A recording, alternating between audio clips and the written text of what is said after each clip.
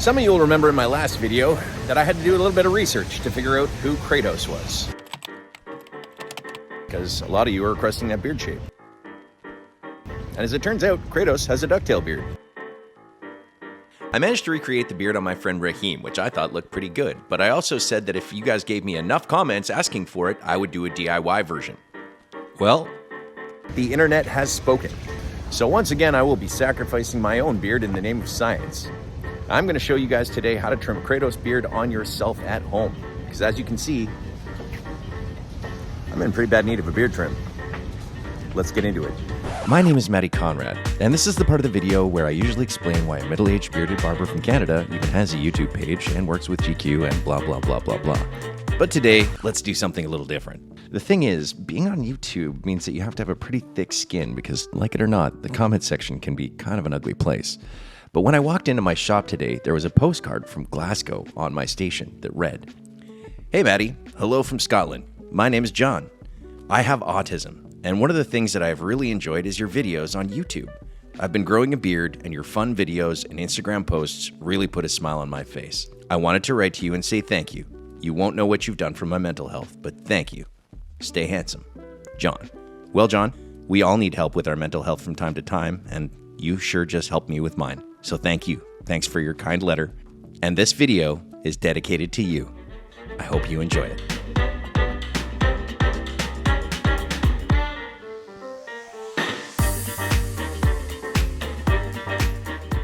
Hi guys, I'm Matty Conrad. Welcome back to my channel. Now, the last video that I made had a lot to do with the ducktail beard, mostly because everyone is asking about this character Kratos. I did a little research on him and I found out who he was and what his beard looked like, more or less.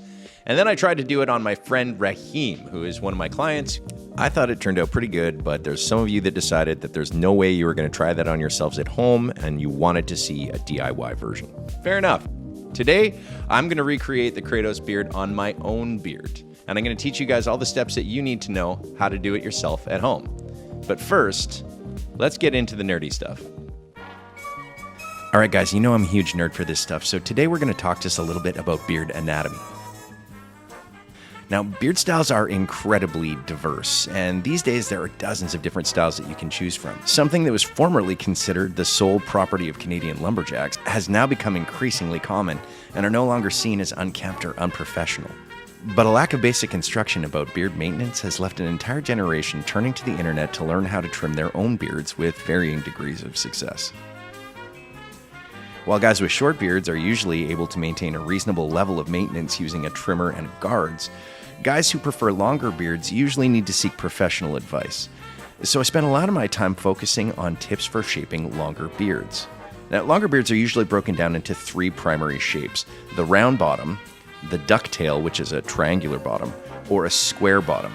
Now, each has its own benefits and suitabilities, but for this video, we're going to be focusing on the ducktail beard, because that's the Kratos beard, and that's what you came for.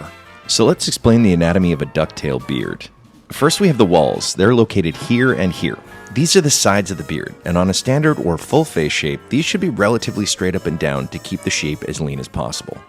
On a narrow face shape, or if you just prefer a fuller beard, you can angle the walls slightly outward as well. Next, we have the base. That's located down here. This part usually dictates the shape of the beard. On other beard shapes, this area will be rounded or straight across. But on a ducktail beard, this area comes into a soft point in the center, which means somewhere around here, there will be a corner. This is the point at which the walls stop angling up and down and start turning inward. The front face of the beard is this area, located directly below the lip. When it's viewed from the side profile, you can see that it is usually flat, running straight up and down, or sloping slightly forward. From the side, you will also get a good look at what I call the shelf. Bottom? No, that sounds like we're talking about his backside. I mean, I'd call it his undercarriage, but that sounds a bit too much like we're talking about genitals, so let's just stick with shelf. Either way, it's the underside of the beard. This should either be square across or sloping downwards, never sloping backwards, unless you want your face to look very, very chubby. Then there's the outline, which consists of the back line, the base line, the top line, and the lip line. This is arguably the most important part of the beard. And finally, the mustache, which consists of the peak, which is the center, and the points, which is the outer edges of the mustache. And now you understand basic beard anatomy. Congratulations. All right, so as you can see, the ducktail beard is a sloped and pointed beard. I've got not as much growth as Kratos does, but I'm gonna do my best to try and recreate that shape for you guys. Now it's time to do the dirty. Let's see if we can go recreate Kratos on my face, because I'm in need of a beard trim. First thing I'm going to do is change into a white t-shirt, and I think we've already established in previous videos that a white t-shirt is a really bad idea for beard trimming. It makes people itchy just watching this, but this is also the best way I can show you the shape, so I'm going to sacrifice this t-shirt for you guys. Step 1. Washing the beard. In the video, I used a hot towel to reset the beard and get rid of all the kinks and weirdness, but when I'm at home, I do it a little different. I wash my beard with the Victory Barber and brand beard wash. Now, I designed this myself. It is perfectly pH balanced. It's great for leaving the beard feeling soft and manageable. It has a built-in beard oil that is baobab oil, which is protein rich and does all sorts of really good things for the skin. It also has activated charcoal, which is great for soothing any kind of irritation. So I'm going to put that on my beard and lather it up, and I'm going to leave it for about 60 seconds.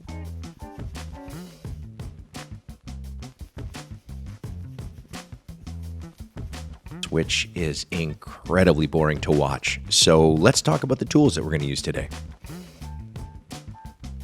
I'm going to use my Wall 5-star Vanish shaver, my Arc Paragon scissors, a wide tooth comb, a pick, my Stylecraft Saber trimmer, my Victory Barber and brand beard brush, my YS Park vented Denman brush, and my Beardscape Pro V2. I'll have a link to all of my tools in the description below. All right, now it's time for a rinse. And speaking of links below, I've got a 15% discount code just for you guys for watching my YouTube videos. Just go to our website at www.victorybarber.com and type in the code YouTube15 when you check out, and you'll get 15% off all of the products on the website. Okay, now that we've rinsed that, I'm just going to pat that dry with a towel. I don't want to rough it up. I just want to get the moisture out, and then I'm going to go through it with a pick to detangle.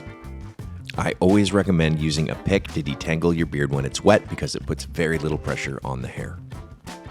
Step 2. Blow drying. In the video, I grabbed my Dyson blow dryer and I did a few things to try and get the beard into its nicest shape while drying it, one of which was rolling the brush through the beard, which is much easier to do to someone else than it is to yourself, but here's what it looks like when I do it. I'm going to grab a Denman brush and I'm going to start with the airflow downwards. This is the big tip here, is make sure that the airflow is facing downwards. That's how you get rid of the flyaways, and it helps encourage the beard to lay down just a little bit. Now I'm going to work the brush back and forth through the beard, and I'm trying to get it a little more even.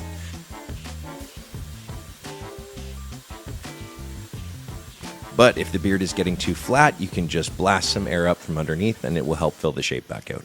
And so here I am rolling the brush through the beard, and you can see that it's clearly kind of awkward to do. I mean, in the video here, it looks really easy. It looks like I'm just whisking it through, and to do to other people, it actually isn't that hard. But for some reason, the angle when you're working on yourself is a little bit of a struggle. Then I'm going to take my pick and I'm going to brush the hair down and out so that it fills the shape out nicely in this direction. Step 3. Roughing in the shape. All right, remember when we started roughing in the shape, it was about establishing that dropping V shape on the baseline. The only difference you're going to find between a short version and a long version is that it's a slightly more shallow V shape. I'm going to grab my wide tooth comb and my clipper, and I'm going to comb all the hair down, and I'm going to start to rough in a slightly more shallow V shape. I do want it to drop into the center. I just don't want it to rise up too high in the back, something more like this. I'm then going to take my clipper inverted, and I'm just going to punch that line in. I'm going to rough it in at first, and then I'm going to spend a bunch of time going back through it and refining it, just making it look as clean as possible. I mean, it doesn't need to be perfect, but the cleaner it looks, the easier this whole thing is going to go.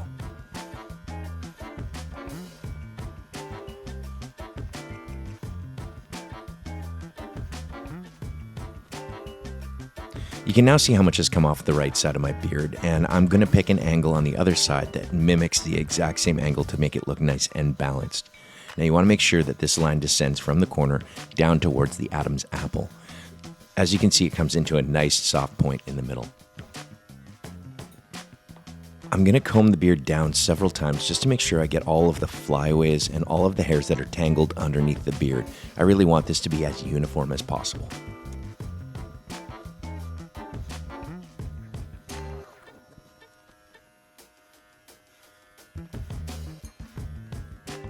Roughing in the back line can be a little bit tricky, and so I'm just going to take the hair and I'm going to comb it diagonally down and back.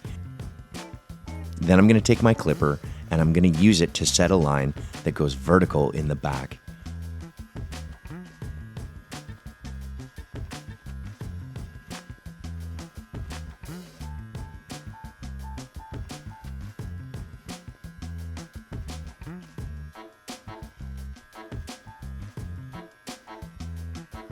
And then I'm just going to use it to clean up the hair around the ears and the sideburn.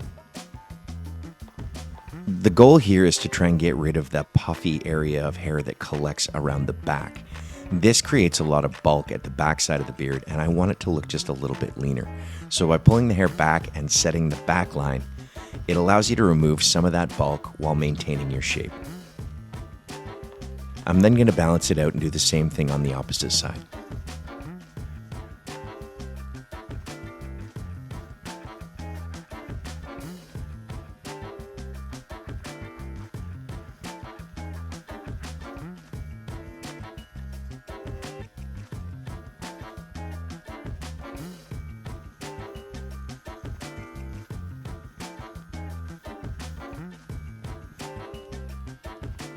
Alright, so you can see there's already a lot of hair on my shirt. I'm just going to take my blow dryer and blow that off. And I'll just vacuum that up later. Let's move on. Step 4. Freehand. So you can see in the video I started at the back side here, making the walls nice and vertical. This is going to help me create a leaner shape.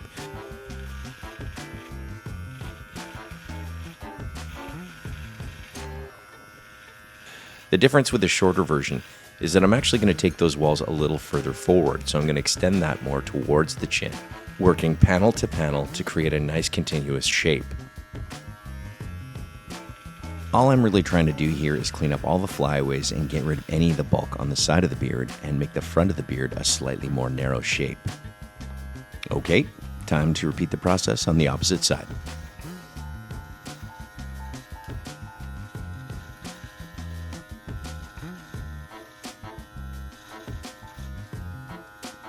I'll comb through this several times and repeat the process to make sure I get all of the flyaways. Now comes the tricky part.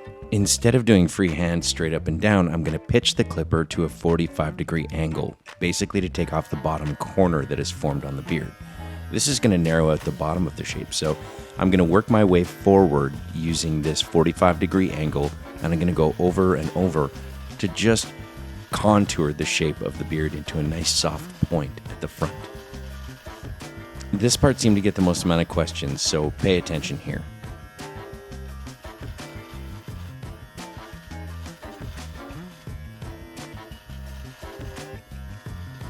I'm going to take several passes until the shape starts to look a little bit smoother. Then I'm going to repeat on the opposite side. For those of you that are ambidextrous, this should not present much of a problem. I, however, am not. And it takes me a second to try and figure out what the angle is supposed to be while looking in the mirror and trying to do things backwards. So take your time with this one, and make sure you line up the clipper and get the angle right before you proceed.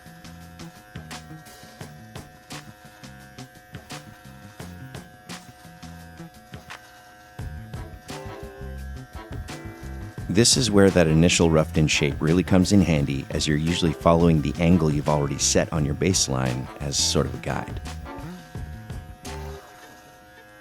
Now, if you've done this right, the overall shape of the beard should start to look a lot more like a ducktail. That is a triangular bottom that has a soft point at the chin. Which means you're ready for step 5, the outline. The important part here is just matching up the angles from the top and the bottom. You can see that they're both parallel. And I'm going to do that same thing on the shorter version here. So I'm going to take my Stylecraft Saber trimmer and I'm going to match up my top and bottom line, just like this. Now this is the part where I usually do my little cheek bending trick to get more of a curved line, which is how I usually wear my beard, but if you notice on the Kratos beard, it's more of a straight line, so I don't need to bend my cheek, I can just put a straight line in using my trimmer. Once I finish the top line, I'm also going to edge out my mustache just to make sure it looks nice and clean. And then I'm going to do the same thing on the opposite side.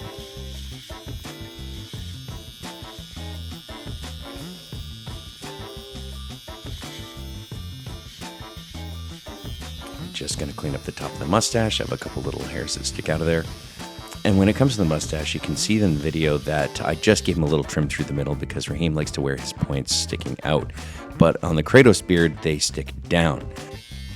So I'm going to do a horseshoe mustache on myself, which means that I'm just going to take my trimmer from the center of my mouth and I'm going to roll it out to the sides and connect that through the bottom of the mustache so that my points are sticking down and blending into the rest of the beard.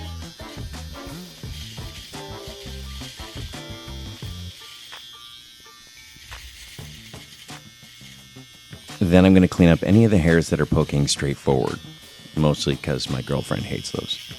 Apparently, I'm the first bearded guy she's ever dated, and the only comment she ever has is that occasionally she gets poked in the face by my mustache, which usually is just a surprise and is unpleasant, so I usually try and keep those clean. That's looking a little better. All right, let's refine that baseline. In the previous video, we tilted his head way back and we just cleaned up the hairs that are sticking down below the baseline. I'm going to take my wide tooth comb and I'm going to comb the hair straight down with my head tilted back. This is going to give me a nice drop on the beard shape. And I really want to refine that line and make it as clean as possible. So once I comb all the hair down, I'm going to take my trimmer inverted and I'm going to make sure that V-shaped line is really nice and crisp.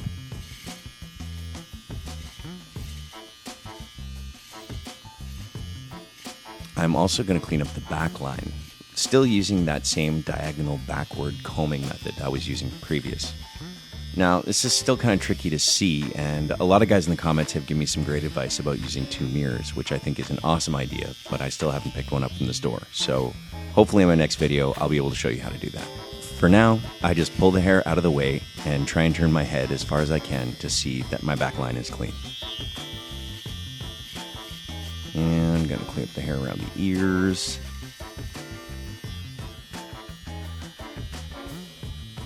I really want that corner to look nice and strong, so I'm going to keep it really angular.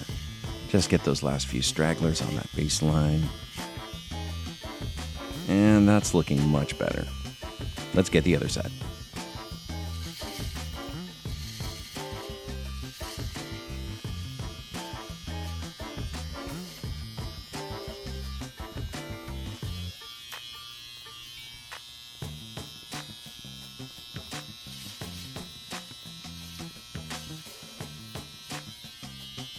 I'm just going to use the trimmer now in its natural position to shave down the hairs that are growing from my neck below the baseline. This is going to take them down to a fine stubble and set them up perfectly for my electric shaver.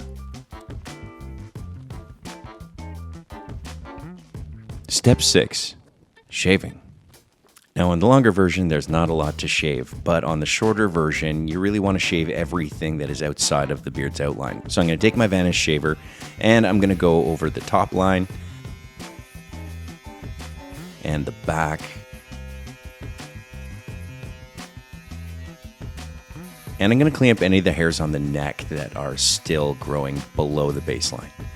It's really important to note that you want to shave these hairs down as fine as you can before you put them into a foil shaver. Foil shavers are only meant to take hair that is already very fine stubble and take it down to the skin. If hair is left a little longer, it has a hard time feeding into the foils, so make sure you go over it with a clipper or a trimmer first. As always, I'm going to finish my beard with my favorite beard styling product, which is Victory Barber & Brand Super Dry. I like to take a small amount of this and work it between my palms and then apply it directly to the beard. This is really going to help me sculpt the shape and it's going to help me keep the flyaways down. I really like this product because it doesn't look like there's anything in the beard, it just gives it a lot of control, but the matte finish leaves it looking really natural. After I've worked that through the beard and gotten all the flyaways to lay down, I'm just going to take a brush to break it apart and make it feel a little bit more natural. There it is, guys. We followed every step exactly, with just a slightly shorter version of the Kratos beard. And as you can see, you can definitely do this yourself at home. Now I gotta go find a vacuum. All right, guys, there you have it. The Kratos beard that you can do yourself at home. All right? Thanks so much for watching this video. I hope these were some helpful tips and tricks for you guys. Try it out for yourselves at home. And if you're feeling a little nervous about it and you're not sure if you can get some of the trickier parts, then definitely go and see a barber. Remember, all the tips that I'm teaching you guys are not so that you can avoid the barber shop. They're just to help you get through the in-between phases when you're not able to go and visit your barber and you still need to look sharp. So hit like and subscribe for me. Leave your comments below and let me know what videos you want to see, because the next video, I might just be answering your question. Until then, good luck and good grooming.